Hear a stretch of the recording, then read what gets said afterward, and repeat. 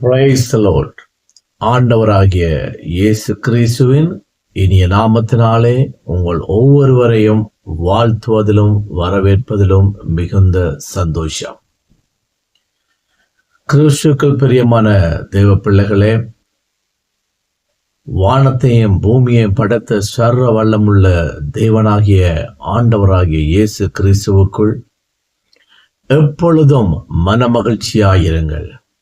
ஆண்டவர் சொன்னார், இந்த உலகம் கொடுக்க முடியாத சந்தோஷத்தை, இந்த உலகம் கொடுக்க முடியாத சமாதானத்தை நான் உங்களுக்கு கட்டளையிடுவேன், நான் உங்களுக்கு தருவேன். அது நான் மீண்டும் வரும் வரையிலும் உங்கள் வீட்டுக்குள்ளே அது நிலைத்திருக்கும். ஆகையினாலே என் அன்பு தேவ பிள்ளைகளே, கர்த்தருக்குள்ளே மனமகிழ்ச்சியாயிருங்கள். நீங்கள் பார்க்கின்ற, நீங்கள் வாழுகின்ற இந்த உலகத்திலே உபத்திரம் உண்டு. சராசரி மனிதன் எல்லாருக்கும் பிரச்சனைகள் உண்டு. ஆனால் ஆண்டவருடைய வார்த்தை சொல்லுகிறது, உலகத்திலே உபத்திரம் உண்டு, ஆனாலும் திடன் கொள்ளுங்கள், நான் உலகத்தை ஜெயித்தேன். ஜெயமெடுத்த தேவ பிள்ளைகள் உடைய ஆண்டவர், ஜெயத்தை எடுத்த ஆண்டவருடைய தேவ பிள்ளைகள் ஒன்றை குறித்தும் நீங்கள் கலங்காதிருப்பீர்களாக. என் தேவனாகிய கர்த்தர் உங்கள் மீது மனதுருக்கம் உள்ளவராய், உங்கள் மீது அன்பு உள்ளவராய், அவர் உங்களையும் என்றென்றும் பராமரிக்கிற நல்ல தகப்பன். இன்றைய நாளிலும் ஒரு வேத பகுதியில் இருந்து எரேமியா 33வது அதிகாரம் 3வது வசனத்திலிருந்து ஒரு சில காரியத்தை உங்களோட பகிர்ந்து கொண்டு, நீங்களும் அந்த வார்த்தையிலே பலப்படவும், அந்த வார்த்தையிலே ஸ்திரப்படவும், அந்த வார்த்தையிலே கட்டுப்படவும் கர்த்தர் உங்களையும் என்னையும் வார்த்தை நிமித்தம் பலப்படுத்துவாராக. எரேமியா 33ஆம் அதிகாரம் 3வது வசனம் நான் வாசிக்கிறேன், கேளுங்கள். என்னை நோக்கி கூப்பிடு, அப்பொழுது நான் உனக்கு உத்தரவு கொடுத்து நீ அறியாததும் உனக்கு எட்டாததுமான பெரிய காரியங்களை உனக்கு அறிவிப்பேன். கிறிஸ்துவுக்கு பிரியமான என் அன்பு தேவ ஜனமே, இன்னைக்கு உங்களுக்கு ஒரு பிரச்சனை இருக்கலாம், உங்களுக்கு ஏதாவது பெரிய ஒரு பாடுகள் இருக்கலாம், உங்களோட வாழ்க்கையில ஏதாவது ஒரு நெருக்கம் இருக்கலாம், உங்களோட வாழ்க்கையிலே உங்களை பீடித்திருக்கிற ஒரு வியாதியிலிருந்து விடுதலை பெற முடியாமல் நான் யாரிடத்தில் சொல்லுவேன், நான் யாருக்கு தொலைபேசி மூலம் ஒரு அழைப்பை கொடுத்து இதுக்கு என்ன செய்யலாம் என்ற ஆலோசனை கேட்பேன். இல்லாவிட்டால் நான் ஒரு கடன் பிரச்சனையில் ஒரு நெருக்கத்தில் இருக்கிறேன், ஆருக்கு ஒரு தொலைபேசி அழைப்பின் மூலம் என்னுடைய பிரச்சனையை வெளிப்படுத்துவேன், யார் எனக்கு உதவி செய்ய முன் வருவார்கள். இல்லாவிட்டால் குடும்பத்தில் ஒரு பெரிய பிரச்சனை, இந்த பிரச்சனை நான் வெளியிலே வருவதற்கு, இந்த பிரச்சனைக்கு ஒரு பதிலை நான் பெற்றுக்கொள்வதற்கு யாரிடத்திலே தொலைபேசியை அழைத்து இதற்கு ஒரு பதிலை காண்பேன், அப்படி என்று பலவிதமான காரியங்கள், போராட்டங்களிலே உங்களுடைய இருதயங்கள் அங்கலாய்க்கலாம். ஒருவேளை நீங்கள் ஒரு இக்கட்டான, ஒரு ஆபத்தான ஒரு சூழ்நிலையில் நீங்கள் இருக்கின்ற வேளையில நீங்கள் தொலைபேசி அழைக்கிற மறுபக்கத்தில் இருக்கிற நபர் அந்த தொலைபேசியை அலட்சியப்படுத்தலாம், இல்லது அவர் ஏதோ ஒரு காரிய நிமித்தம், அவர் பிஸியா இருக்கிறது நிமித்தம் அந்த தொலைபேசி அழைப்பிதழை எடுக்க முடியாத ஒரு சூழ்நிலையில் இருக்கலாம். இல்லாவிட்டால் என்னுடைய குடும்பத்திலே என்னுடைய கணவனுக்கு ஒரு பெரிய ஒரு வியாதி, எல்லோரிடத்திலும் கொண்டு போய் எல்லா டாக்டர்ஸ்டை காட்டிவிட்டோம், எவ்வளவோ பரிகாரம் செய்து விட்டோம், ஒரு விதமான ஒரு விடுதலையும் கிடைக்கவில்லை. யாரிடத்தில் ஒரு தொலைபேசி அழைப்பின் நிமித்தம் என்னுடைய கணவனை குறித்த சில காரியங்களை கேட்கலாம். இப்படி பல பிரச்சனைகளிலே பீடிக்கப்பட்டிருக்கிற தேவ ஜனங்களை பார்த்து கர்த்தர் சொல்லுகிறார், நீங்கள் எந்த மனுஷனையும் நாட வேண்டிய அவசியம் கிடையாது. நீங்கள் எந்த மனுஷனை நாடியும் உங்களுக்கு ஒரு நிரந்தரமான ஒரு தீர்வு கிடைக்காது. நீங்கள் எந்த மனிதனிடத்துல போயும் உங்களோட பிரச்சனையை, உங்களோட நிலைமையை அவர் சம்பூர்ணமாக அதிலிருந்து ஒரு விடுதலை கொடுக்க முடியாது.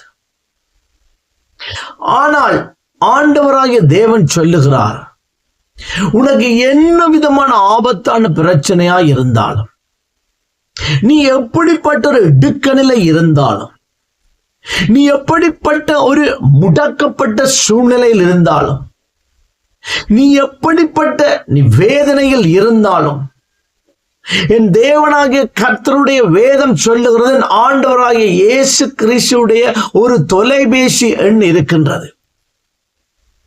அதுதான் எரேமியா 33வது அதிகாரம் 3வது வசனம் 3:3. இந்த வார்த்தையை நீ வாசித்து என்னை நோக்கி நீ கூப்பிடு, என்னை நோக்கி நீ கூப்பிடு. நீ எப்படிப்பட்ட சூழ்நிலையில் இருந்தாலும் அந்த சத்தத்தை நான் செவி கொடுத்து மறு உத்தரவு உனக்கு நான் கொடுப்பேன். நான் மனிதர்களை போல, உன்னுடைய சொந்தக்காரரை போல, உன்னுடைய நண்பர்களை போல, உன்னுடைய உற்றார் உறவினர்களை போல அந்த நீ கூப்பிடுகிற கூப்பிடுதலை அற்பமா எண்ணுகிற தேவன் நான் அல்ல. அது மனுஷன் அப்படி நினைப்பான். ஆனால் இந்த வானத்தையும் பூமியையும் படைத்து சகலவற்றையும் சிருஷ்டித்து தேவன் மனுஷனை மண்ணினாலே சிருஷ்டித்து அந்த மனுஷனோடு ஐக்கியமாகவும் அவனோடு அன்பாகவும் அரவணைப்பாகவும் தேவன் அவனோடு எப்பொழுதும் சஞ்சரிக்க வேண்டும், அவனோடு எப்பொழுதும் பேச வேண்டும் என்று விரும்பி என் தேவனாகிய கர்த்தர் மனுஷனை உருவாக்கினார். அந்த மனுஷனுடைய கூக்குரலை, அவனுடைய சத்தத்தை, அவன் ஆபத்தான நிலையிலிருந்து தன்னை நோக்கி நிச்சயமாய் விண்ணப்பம் செய்து கதறி கூப்பிடான்னு சொன்னால், நான் அந்த கதறலை அற்பமாய் எண்ணாமல் நான் நிச்சயமாய் அந்த சத்தத்துக்கு செவி கொடுத்து மறு உத்தரவு தருவேன் என்று ஆண்டவர் வாக்கு பண்ணுகிறார். என் தேவனாகிய கர்த்தர் சொல்லுகிறார், நீ எப்படிப்பட்ட சூழ்நிலை இருந்தாலும் நீ என்னை நோக்கி கூப்பிடு, நான் உனக்கு மறு உத்தரவு உனக்கு அருளுவேன். அது மாத்திரமல்ல, நீ அறியாததும் உனக்கு எட்டாத காரியங்களையும் நான் உனக்கு வெளிப்படுத்துவேன்.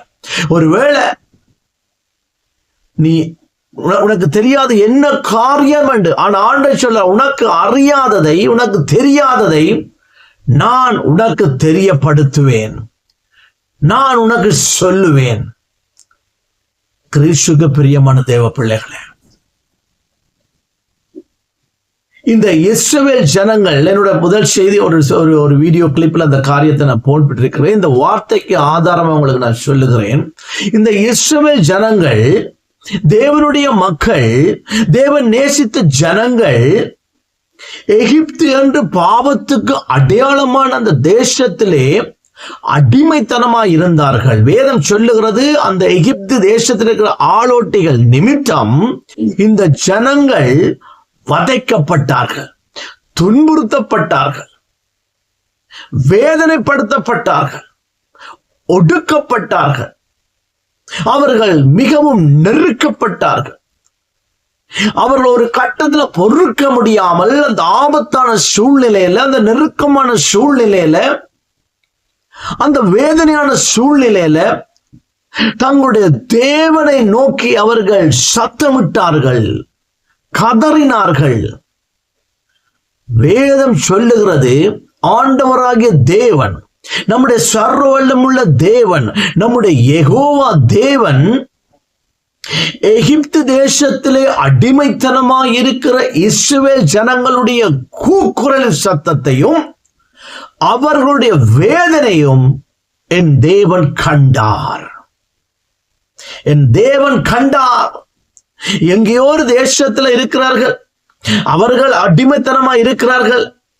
எனக்கு என்னென்று நம்முடைய தெய்வம், நம்முடைய இரக்க குணமுள்ள தெய்வம், நம்முடைய அன்புள்ள தெய்வம், நம்மை அரவணைக்கிற தெய்வம், நம் மீது பாசம் வைத்திருக்கிற தெய்வம், நம்மை கண்மணி போல பாதுகாக்கிற தெய்வம், அவர் அந்த சத்தத்தை கிறிஸ்துவுக்குள் பிரியமான தேவ பிள்ளைகளே அற்பமாய் எண்ணவில்லை.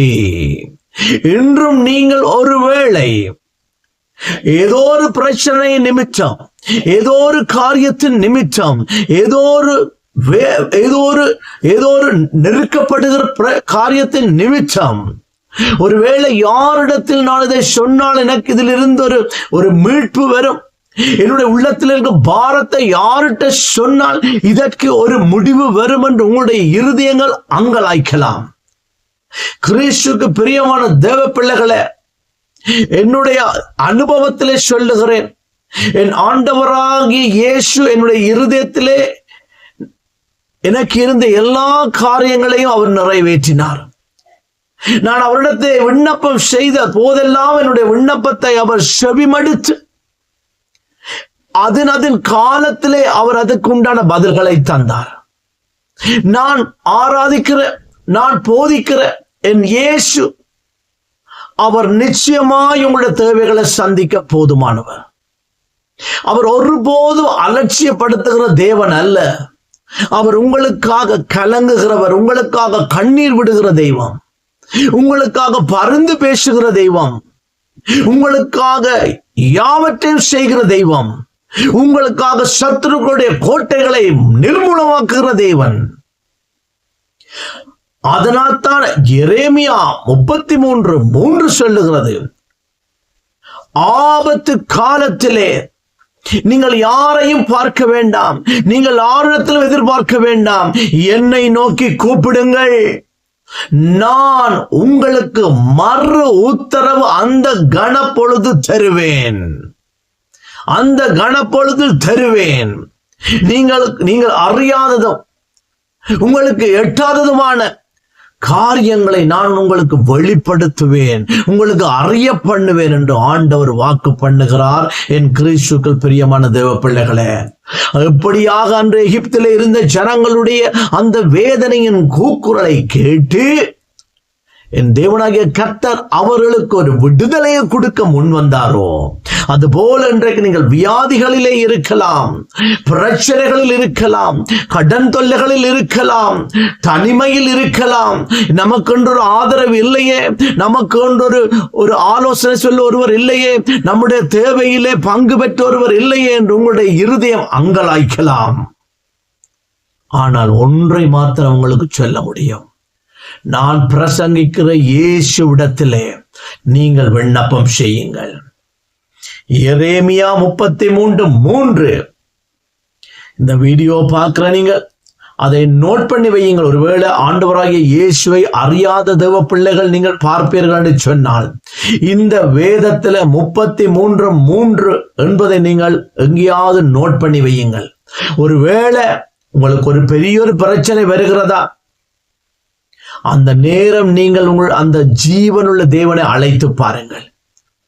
நீ அந்த ஜீவனுள்ள தெய்வத்தை அழைத்து பாருங்கள், அவர் உங்களுக்கு நிச்சயமாய் பதில் கொடுப்பார். கிறிஸ்துவுக்கு பிரியமான தேவ பிள்ளைகளே, நீங்க பழைய ஏற்பாட்டுல புதிய ஏற்பாட்டுல நீங்க பார்ப்பீர்கள் சொன்னால், ஒவ்வொரு பரிசுத்தவான்களும் தங்களுக்கு வந்த அந்த இடுக்கமான சூழ்நிலையில, நெருக்கமான சூழ்நிலையில, பிரச்சனையான சூழ்நிலையில, சுற்றி வளைக்கப்பட்ட சூழ்நிலையில, கண்ணீரின் பள்ளத்தாக்கில அவர்கள் நின்ற வேளையெல்லாம், அவர்களுக்கு என்றிருந்த நம்பிக்கையெல்லாம் உடைந்து போய் இருந்த வேளையெல்லாம் அவர்கள் தேவனை நோக்கி கூப்பிட்டார்கள், தேவனை நோக்கி விண்ணப்பம் செய்தார்கள்.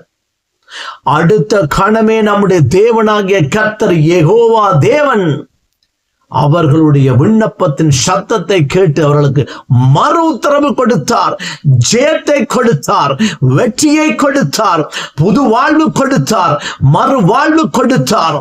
அவர்களை ஆசீர்வதிக்கும்படியாக உயர்த்தினார். அவர்களுடைய சாபங்கள் எல்லாவற்றையும் முறியடித்தார். அவர்களுக்கு விரோதமாக எழும்பின சத்துருக்களை நிர்மூலமாக்கினார். என் தேவனாகிய கர்த்தர் அவர் நேற்றும் இன்றும் என்றும் மாறாதவர். அவரிடத்திலே நீங்கள் உண்மையோடு உங்களுக்கு இருக்கிற பிரச்சனையிலே அவரை நோக்கி நீங்கள் கதறி கூப்பிடுகிறோன்னு சொன்னால், இந்த வார்த்தையின்படி தேவனாகிய கர்த்தர் உங்களுடைய தேவையை நிச்சயமாய் சந்திப்பார். என் கிறிஸ்துவுக்கு பிரியமான தேவ பிள்ளைகளே, ஒருபோதும் நீங்கள் கலங்காதீர்கள். ஏதோ நான் உங்களுடைய இருதயங்களை நான் தேற்றும்படியாக சொல்லவில்லை, அனுபவப்பட்டவனா சொல்லுகிறேன்.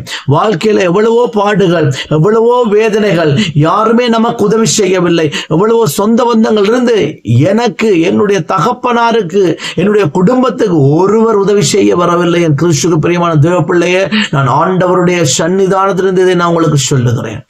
ஒரு மனிதன் வரவில்லை. ஆனால் என்னுடைய இளமை பருவத்திலே என்னுடைய இருதயத்தில் இருந்த விருப்பங்களை என் கர்த்தராகிய தேவன் ஏற்ற வேளையில் எல்லாவற்றையும் நிறைவேற்றினார்.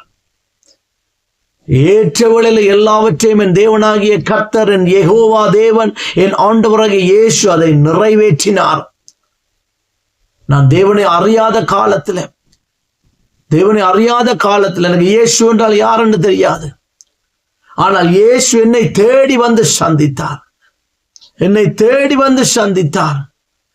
இன்று வரையிலும் அவர் என்னை நடத்துகிறார். நல்லொரு தகப்பனை போல, நல்லொரு நண்பனை போல, நல்லொரு தாயை போல என்னை ஆற்றி தேற்றி என்னை அவர் நடத்துகிறார். அதனால் தான் உங்களுக்கு சொல்லுகிறேன், உங்களுக்கு ஒரு பிரச்சனை இருக்கிறதா, ஒருபோதும் நீங்கள் மறந்து போய்விடாதீர்கள், சோர்ந்து போய்விடாதீர்கள். இந்த வேத புத்தகத்திலே எரேமியா 33வது அதிகாரம் 3வது வசனத்தை நினைவு கூர்ந்து முழங்கால் படியிட்டு உண்மையுள்ள இருதயத்தோடு விண்ணப்பம் செய்யுங்கள். என் அன்பு தேவ பிள்ளைகளே, அது எப்படிப்பட்ட சூழ்நிலையாய் இருக்கட்டும், விண்ணப்பம் செய்யுங்கள். என் கர்த்தர் உங்களுக்கு மறு உத்தரவு தருவார். நான் உங்களுக்கு ஒரு நிமிடம் நான் ஜெபிக்கின்றேன். மகா கிருபையும் இரக்கமும் நிறைந்த எங்கள் அன்பின் தகப்பனே, இந்த அருமையான வேளையிலும் ஆண்டவரே, இந்த காணொளியை பார்த்து கொண்டிருக்கிற தேவ பிள்ளைகளிடத்துல ஏதாவது ஒரு பிரச்சனைகள், உண்மை அறிந்தவர்கள், உண்மை அறியாத பிள்ளைகளிடத்துல ஏதாவது ஒரு பிரச்சனை, இந்த பிரச்சனை இந்த எப்படி வழியிலே வருவதென்று சிந்தித்துக் கொண்டிருக்கிற தேவ ஜனங்களுக்கு எரேமியா 33வது அதிகாரம் 3வது வசனத்தின்படி ஆண்டவரே, அவர்கள் உம்மை நோக்கி கூப்பிட்டால் என் கர்த்தராகிய தேவன் நீர் ஆண்டவரே அவர்களுக்கு பதில் கொடுப்பீராக. அது எப்படிப்பட்ட காரியமாக இருக்கட்டும் சுவாமி, எப்படிப்பட்ட ஆண்டவரே பிரச்சனையா இருக்கட்டும், எப்படிப்பட்ட ஒரு வியாதியா இருக்கட்டும் ஆண்டவரே, என் தேவனாகிய கர்த்தரால் எல்லாம் கூடும், உம்மால் கூடாத எந்த ஒரு காரியமும் இல்லை என்று நான் பிரசங்கம் பண்ணுகிற ஆராதிக்கிறேன் ஜீவனுள்ள தேவனாகிய கர்த்தரை நான் ஆண்டவரே அறிக்கையிட்டு நான் ஆண்டவரே அப்பா ஜெபிக்கிறேன் சுவாமி. ஒவ்வொரு தேவ பிள்ளையோட கருத்துக்குள்ள ஒப்புக் கொடுக்கிறேன். இயேசு கிறிஸ்துவின் நாமத்தில் ஜெபிக்கிறேன் நல்ல பிதாவே. ஆமென், ஆமென், ஆமென். My dear loving brothers and sisters, be strong in Christ. Be happy. Don't be worry about anything. Don't worry about anything. Your God, the living God, the God of Israel, the Jehovah, He can able to do whatever that you need, whatever that you request in your prayer in front of the God presence. So be happy. May God bless you.